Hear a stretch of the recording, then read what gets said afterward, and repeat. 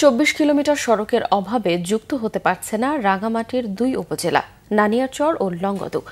যোগাযোগ ব্যবস্থার ঘাটতির কারণে পাহাড়ি জনপদের মানুষ নানা সুবিধা থেকে বঞ্চিত। চরম দুর্ভোগে কয়েক লাখ মানুষ।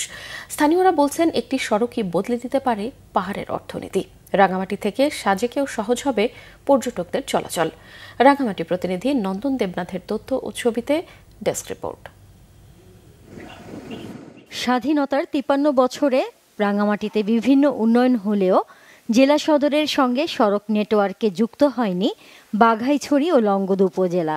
২৪ কিলোমিটার সড়কের জন্য থমকে আছে কয়েক লাখ মানুষের স্বপ্ন।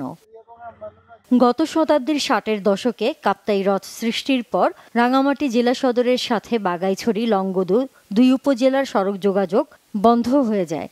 কাপ্তাই হ্রদের লঞ্চই চলাচলের একমাত্র ভরসা। সড়কপথ বলতে পাশের জেলা খাগড়াছড়ি হয়ে প্রায় ১৫০ কিলোমিটার পথ পাড়ি দিতে হয়। অথচ নানিয়ারচর উপজেলা থেকে ২৪ কিলোমিটারের একটি সড়কই বদলে দিতে পারে এই দুই উপজেলাবাসীর জীবন।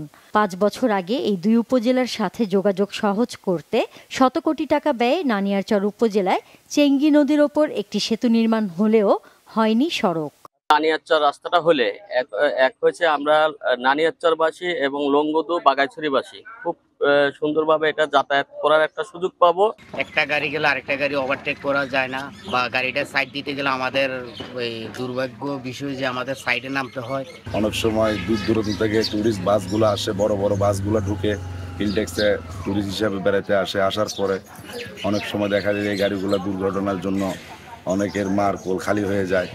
স্থানীয়রা বলছেন শুধু একটি সড়কই বদলে দিতে পারে পাহাড়ের অর্থনীতি। এই রাস্তাটা হলে পরে আমাদের যে সাজেকমুখী যে টুরিস্টরা আছে সেই টুরিস্টগুলো আমাদের লংগদু হয়ে বা বাঘাইছড়ি হয়ে বা দিঘিনালা হয়ে যে কোনো একটা পথ বেয়ে তারা রাঙামাটির সাথে সম্পৃক্ত হতে পারবে।